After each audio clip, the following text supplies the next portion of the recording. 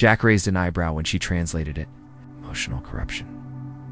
What am I, a bad movie they don't want you watching? Nylar didn't smile. Not this time. They believe humans are dangerous, too unpredictable, too intense. You form bonds too quickly. You say what you feel. You act before thinking. That scares them. Jack leaned back, arms folded, and let me guess. They want you back in a bubble, filing reports, studying life instead of living it. She nodded slowly. He looked at her for a long moment. So, are you going to do it? Just walk away? She turned toward him, eyes glimmering with something deep. Raw. I don't want to. But if I disobey, I lose everything. My research, my clearance, my family name. Jack stood up, walked across the room, ran a hand through his hair. Then he turned around and did what no one expected. He grinned. Well, he said, cracking his knuckles, sounds like it's time. To break a few rules, Jack. Nope, he cut in. You don't get to give me the best night of my life and then vanish into the stars because some uptight space. Committee says you feel too much. You don't understand, she said, voice almost a whisper. They can revoke my entire life's work. Then they can have mine too, he said, grabbing a tablet from the wall, because I just requested unauthorized shuttle access to your fleet's orbiting relay ship. Her eyes widened. That's a felony in 4 systems. Jack grinned wider. Make it 5. I'm feeling ambitious. He was halfway out the door when she stopped him. Wait, Jack. Why? He paused. Because when someone like you looks at someone like me like that, you don't let her walk away. Not without a fight. 10 minutes later, alarms were going off. Jack, in a borrowed jumpsuit and fake Cathari clearance chip, was flying a diplomatic shuttle straight toward the matriarchal flagship. He wasn't stealthy, wasn't careful. He was fast, loud, and uninvited. Exactly how humans tend to be when they care about someone. Meanwhile, Neelara was scrambling to cover his tracks, feeding fake ID tags into her ship's registry. He's going to get himself killed, she muttered. Then, after a pause, added, and I'm going to help him. Jack's shuttle docked with the flagship like a meteor crashing into a museum. Cathari guards surrounded him, instantly slim. Tall women in silver armor with shock lances raised. He raised both hands. Relax, ladies. I'm not here to start a war, just here to crash a really awkward meeting. They dragged him to the council chamber, where the matriarchs sat on high platforms, draped in ceremonial robes. Every one of them stared at Jack, like he was an infection, a mistake. He smiled. Hi, Jack Vance. Former Earth forces. Current pain in your collective behind. One of them hissed. You've violated interstellar protocol. You are not a member of the matriarchy. You are property of Earth. Jack didn't flinch. I'm not here as property. I'm here as proof. Proof of what? Another asked. That your science is wrong? He took a step forward. You think humans are biologically incompatible? Too wild? Too intense? Too fast? But what if that's why we're perfect for someone like Nylara? He scanned the room. You call it emotional contamination. We call it love. And yeah, maybe it's messy. Maybe it doesn't follow your neat little reports, but she and I, we make each other better, stronger. I'd walk through fire for her. Would any of your pre-approved bonding candidates do that? There was silence. Neelara stepped into the room, then invited, unapproved, unafraid. Her uniform was gone, her lab badge discarded. She stood beside Jack, not behind him. I support his claim, she said clearly. His presence has enhanced my understanding of self beyond measurable standards.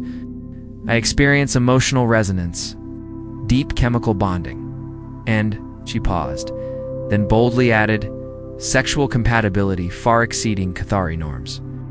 The room erupted in hisses and stunned whispers. Jack leaned over to her. Wow, you really do like me. She ignored him. Matriarchs argued in hushed tones. Finally, the eldest stood. Her voice was dry as bone. We cannot allow open bonding, but for research purposes and to avoid diplomatic scandal, we authorize a provisional pairing. Nilara blinked. Provisional? You are allowed to return to Earth with your subject? The elder said, under permanent observation. The bond endures without damage. Further contact may be authorized. Jack turned to Nylar. So, we just became an experiment. She gave a rare, warm smile. Together. They left that day not as test subject and scientists, but as partners. A woman who had never known emotional risk. And a man who'd made a career out of risking everything. It wasn't legal. It wasn't clean. It wasn't safe. But it was real. And, for the first time in Kethari history, a love story had entered the database. Asterisk. They landed on Earth 3 days later. No grand welcoming committee. No reporters. Just a quiet military airfield in Alaska. And a lone weather drone that kept flying. Into trees. Jack stretched his arms as he stepped off the shuttle, his boots hitting Earth's soil like they belonged there. Nylara followed, wrapped in a sleek travel robe, her pale violet skin glowing faintly in the cold sunlight.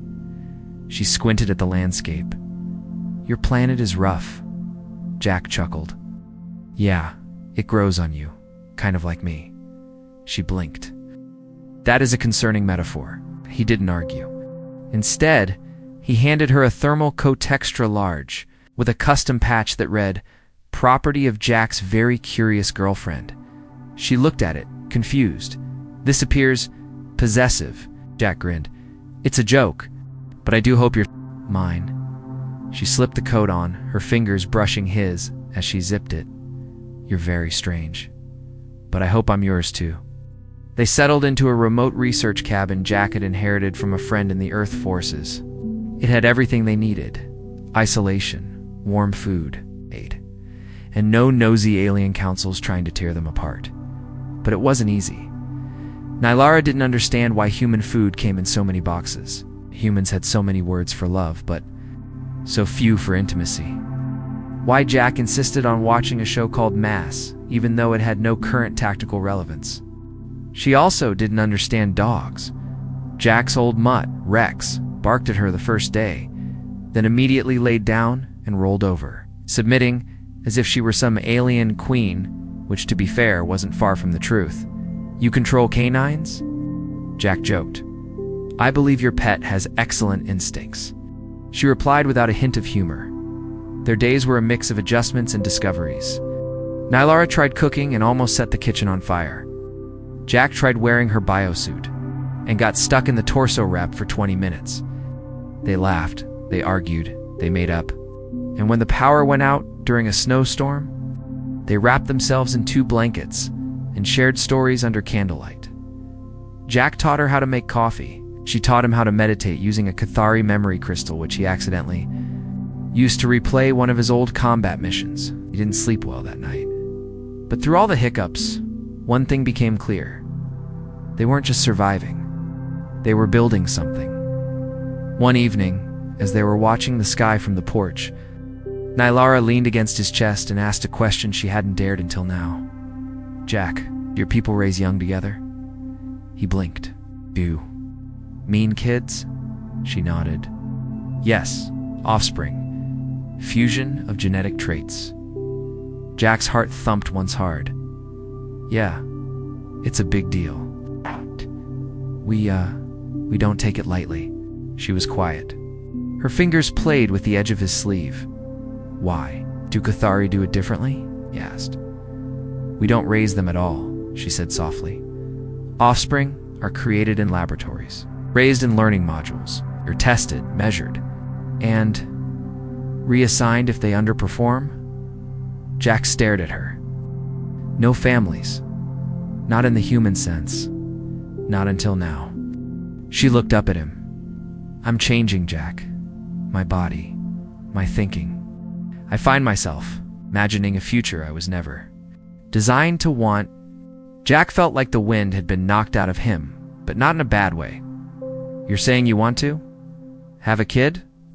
Nylara nodded slowly. With you? He rubbed the back of his neck. Well, damn. You sure don't ease into conversations. I am Kethari. We do not ease. We state. She paused. Do you? Object. Jack smiled softly this time. No jokes. No sarcasm. It's truth. I'd raise a little blue baby with you any day. She tilted her head, half blue, half chaos. Exactly. They spent the next few weeks preparing. Nylara ran hundreds of simulations. Jack built a nursery out of scrap metal and leftover military supplies. There was no official guidebook for raising a half-human, half-Cathori child, but neither of them cared. When the pregnancy began unexpectedly fast, thanks to some surprise compatibility traits, Nylara was fascinated. Jack was terrified. He tried reading parenting books. She kept correcting the biology. "You don't grow an egg," he said one night, reading aloud. "I grow a containment cluster," she corrected. "It's not an egg. It's a fluid-based embryonic lattice." He blinked. "So, a space egg. Why? We'll ignore that." And yet, despite the science, despite the strangeness, every night they went to bed with a hand resting gently over her belly, his or hers. Sometimes both, and in those quiet moments. Earth and Kether didn't matter. Only they did. A human warrior and an alien scientist. Two people who never belonged anywhere. Until they found each other, and now. They were about to create the first, real fusion of their worlds. Not just through love, but through life. Asterisk. Her logs were incomplete. Her data was messy. Every time she tried to write something about Commander Vance, her language drifted.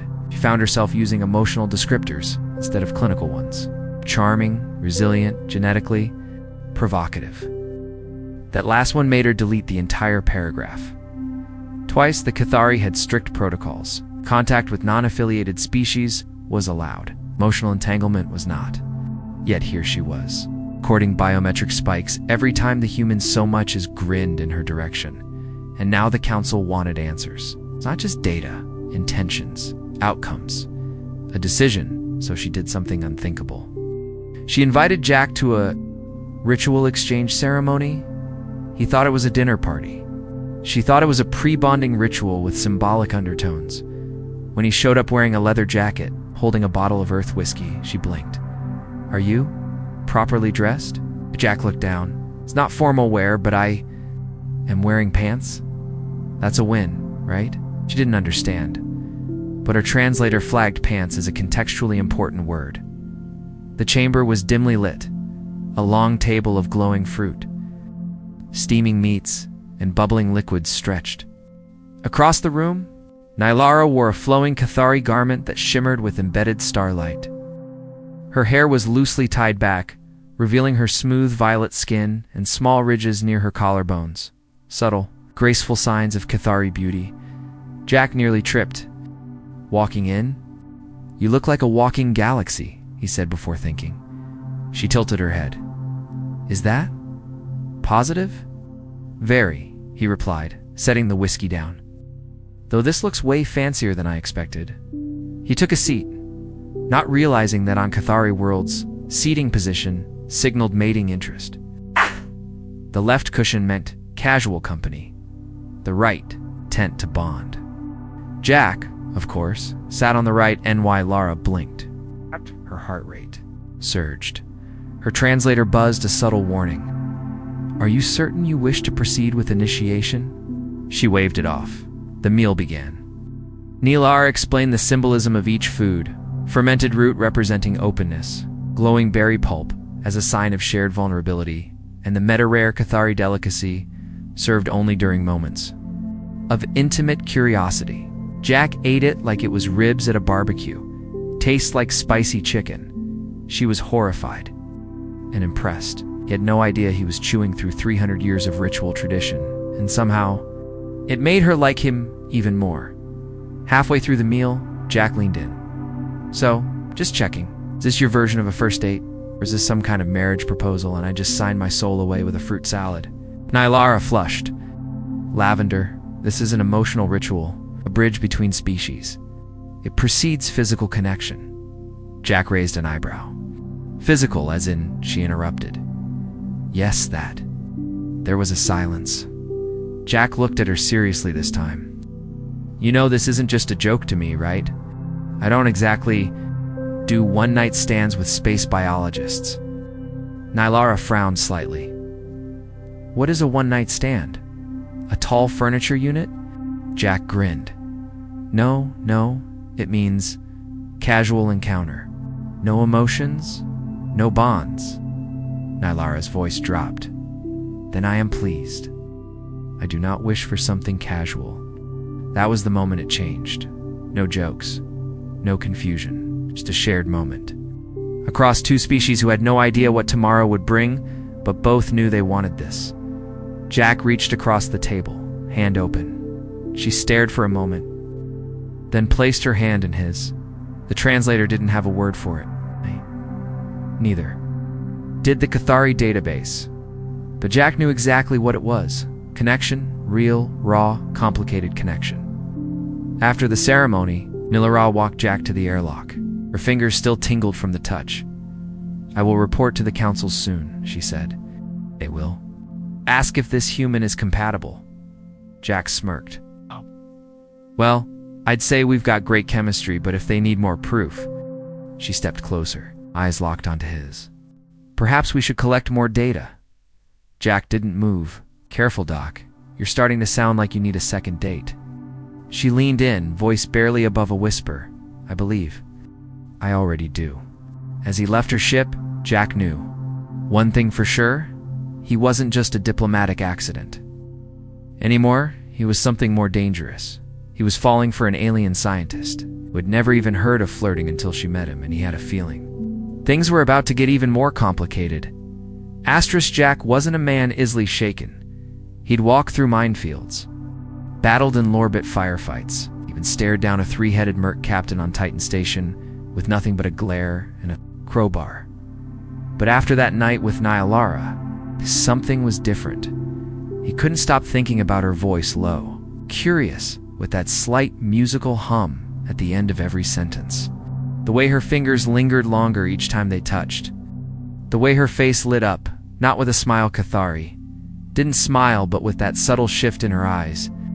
The one he was starting to understand meant, I like you. Back aboard her ship. Nilara was experiencing symptoms she had no entry for in her medical logs.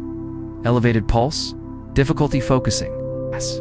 A persistent warmth in her skin whenever she thought of Jack. The computer suggested she was undergoing early bond chem. Something. Cathari females usually only triggered after years of intimate exposure. Not. 2 dinners and a handhold.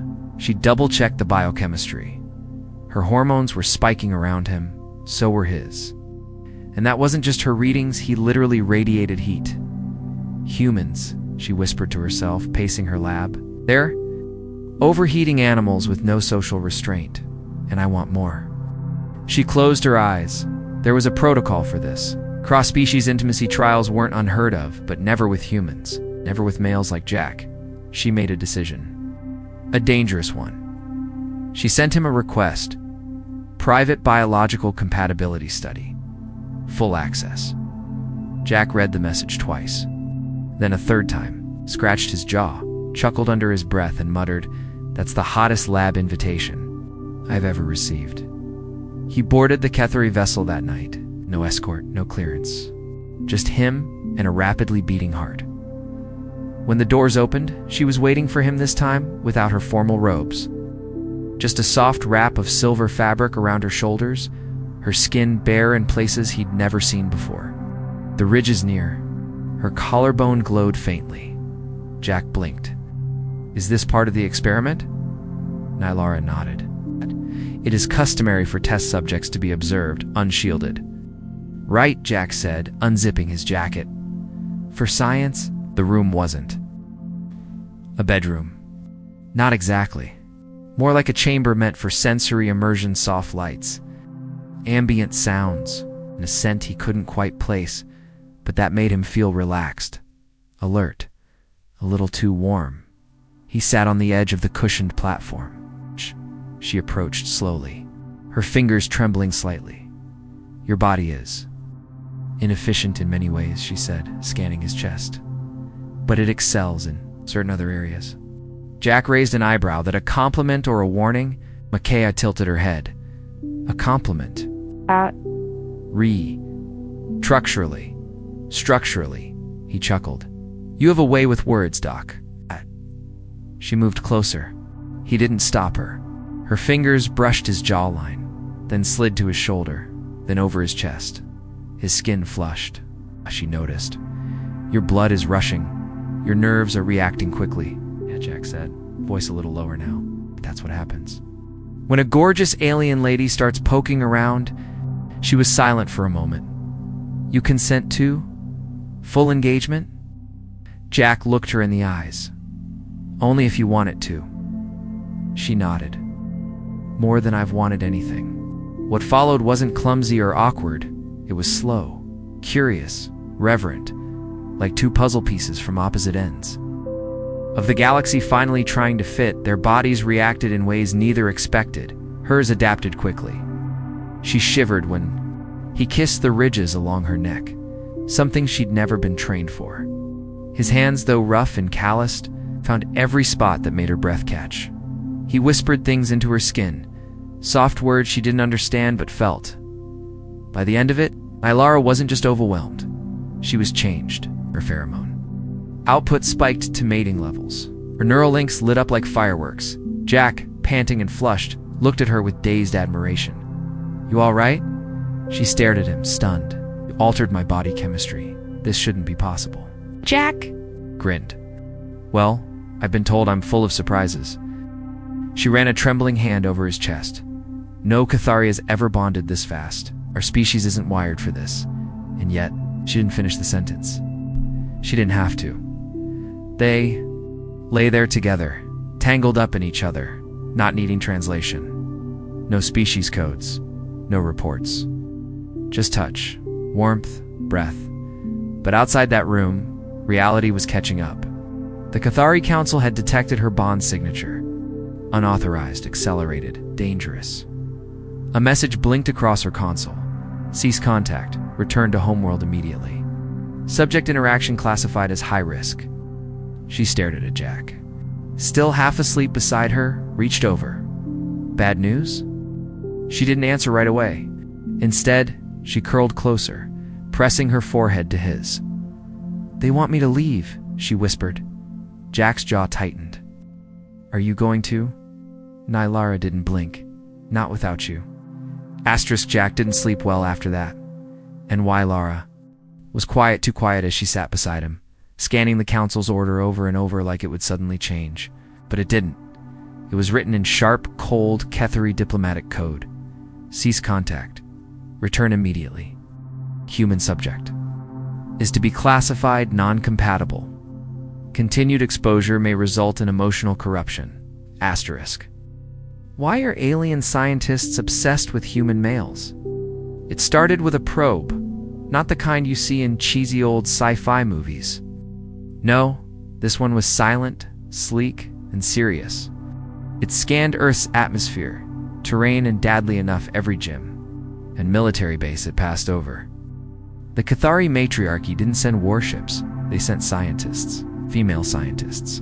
Tall, elegant, blue-skinned scholars who were more interested in biology than diplomacy, and not just any biology. They were here to study one very specific feature of the human male anatomy. Enter Dr. Nylara, a decorated xenobiologist with icy eyes and a mind sharper than any scalpel. She had cataloged over 50 species across 5 galaxies. To her, humans were just another subject to be filed and studied. At least, that's what she thought until she met Commander Jack Vance. Jack wasn't supposed to be on duty that day. He was retired, technically. A decorated Earth Forces veteran who'd traded battlefields for barbecues. Rugged, broad-shouldered, and with a smirk that could break up a fight or start, one Jack was the kind of man who looked like he wrestled bears for fun. The Cathari team requested a representative sample of the human male for diplomatic introductions and biological study. The brass figured, why not send the guy who looks like the blueprint for ideal male? The moment Nylara stepped off her ship and laid eyes on Jack, her translator glitched. Her neural implants stuttered.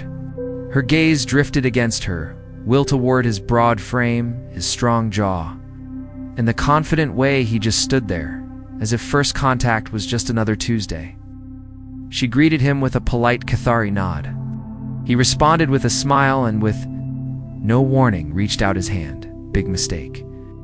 On Cathari worlds, physical contact, especially initiated by a male, was considered a deeply intimate gesture. Nylara froze, her skin briefly flashing a pale teal, a sign of confusion, and something else. She shook his hand anyway. "Soft hands," Jack said with a wink. Didn't expect that from someone who dissects alien bugs for a living. Nylara didn't understand the humor, but her heart rate told her something important had just happened. Over the next few days, Nylara conducted her examinations. Blood samples, reflex tests, muscle scans. Everything was clinically at least it was supposed to be, but something was off. Every time she was near Jack, her readings went haywire. Instruments picked up minor anomalies, elevated hormone levels, body heat fluctuations, even brief pheromone bursts from herself. She wasn't just studying Jack, she was reacting to him, Jack noticed. It wasn't a scientist, but he knew flirting when he saw it. And whatever the alien version of a flirty glance was, Nylara was giving them out like candy. During one scan, he joked, "You sure this is about research? 'Cause it's starting to feel a bit like dating?" She blinked at him. "What? Is ... dating?" "Oh boy," Jack explained. And her cheeks, if you could call them that, glowed a soft lavender. It was an embarrassment. And maybe, just maybe, interests. Later that evening, Nylara invited him to what she called a controlled private interaction protocol. Jack just called it dinner. She showed up in a silky robe that shimmered like a nebula. He wore jeans and a black t-shirt that did little to hide the fact that he was built like a tank. They talked for hours about life, war, family, and oddly enough, cooking. Jack shared stories of Earth food, of bar fights in low-gravity zones, of growing up with a dog that tried to eat a drone. Nylara laughed a high, melodic sound that made even the ship's AI pause. She'd studied dozens of species, but none with this kind of spark. No species had ever made her feel this alive, this off-balance, this human.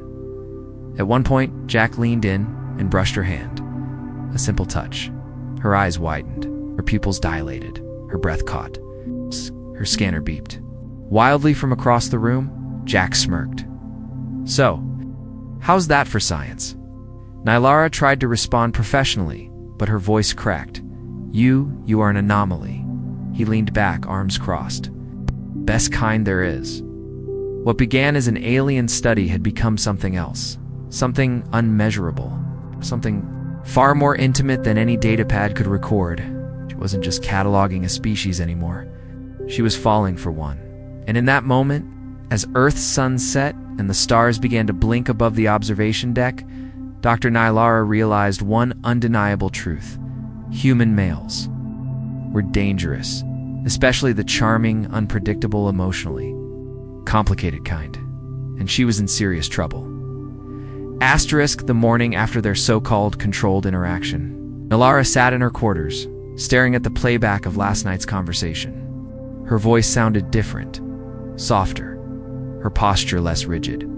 She'd laughed multiple times.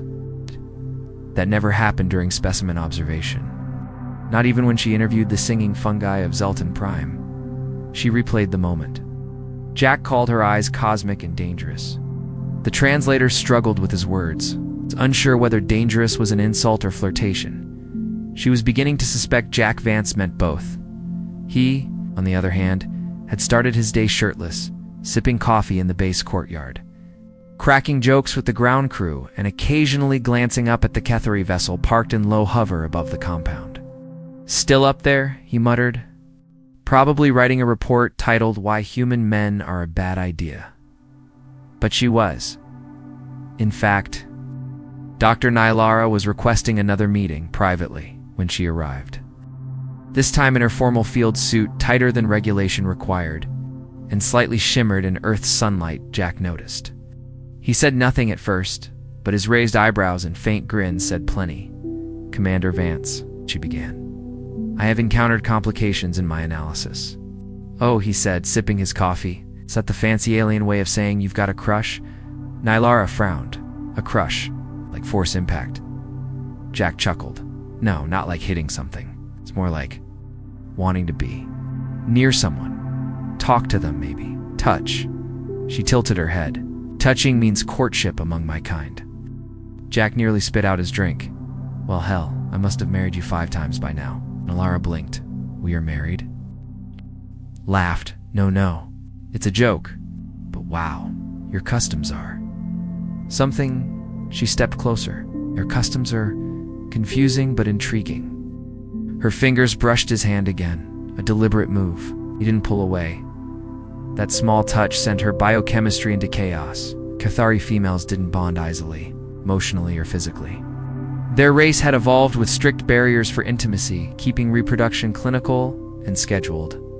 Jack, however, made her feel things she wasn't designed to feel.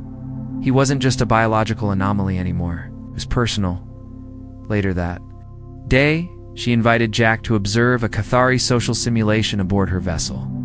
He expected some kind of lab demo or a boring cultural lecture. Instead, he walked into a softly lit chamber, pulsing with ambient music and scented air. Cushions lined the walls. Glowing pool of liquid light shimmered at the center.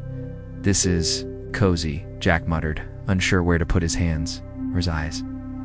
It simulates emotional vulnerability, Nylara said, stepping into the room. Barefoot. It is meant to lower mental defenses. We share feelings here, Jack smirked. You're not going to ask me to sit cross-legged and cry about my childhood, are you? I would be interested in your early trauma. Yes, she said. Seriously, it promotes bonding. He sighed and sat down. Right. But you're buying drinks next time. The next hour, they shared memories. Nylara spoke of growing up on a Starship nursery module, never knowing her genetic donor. Jack talked about his mother's garden, about learning to fight, about the night he almost died, saving a stranded family during a Mars dust storm. At some point, Nylara scooted closer. So close, Jack could smell the faint lavender scent of her skin. Do you experience this with other females of your species? She asked, voice low. Jack looked her in the eyes. Not like this. Not even close. Their hands touched again. This time, no scanners, no tests, no jokes. Just 2 beings sitting too close in a strange room, learning each other's language through silence. And just when it felt like something irreversible was about to happen, her communicator beeped, loud, sharp. She flinched. Jack groaned. Saved by the bell, huh? Nylara stood, trying to hide the brief flash of disappointment on her face. The council has requested an update. I must report on the progression of the subject. Jack stood, cracking his neck. I'll tell him the subject is still very complicated. Might need more hands-on research. She paused at the door, then turned to him. Commander Vance, if our roles were reversed, would you be studying me? Jack tilted his head, then smiled. No, Doc. I'd be falling for you. Pupils widened again, and though she said nothing, her body language told him everything. This wasn't just curiosity anymore. Something had begun. Something both of them were entirely unprepared for, and neither of them wanted it to stop. Jack didn't sleep much that night. Not because of insomnia or bad dreams, but because his brain kept replaying the way Nylara had looked at him before she left. That silent pause. That half-step like she wanted to turn around. He'd seen war, survived alien ambushes, and once punched a pirate in the middle of zero gravity. But this a blue-skinned, emotionally complex, borderline scientific alien woman showing signs of attraction that was new. And if he was being honest, it made his heart race. On the other side of the ship, Nylara wasn't sleeping either.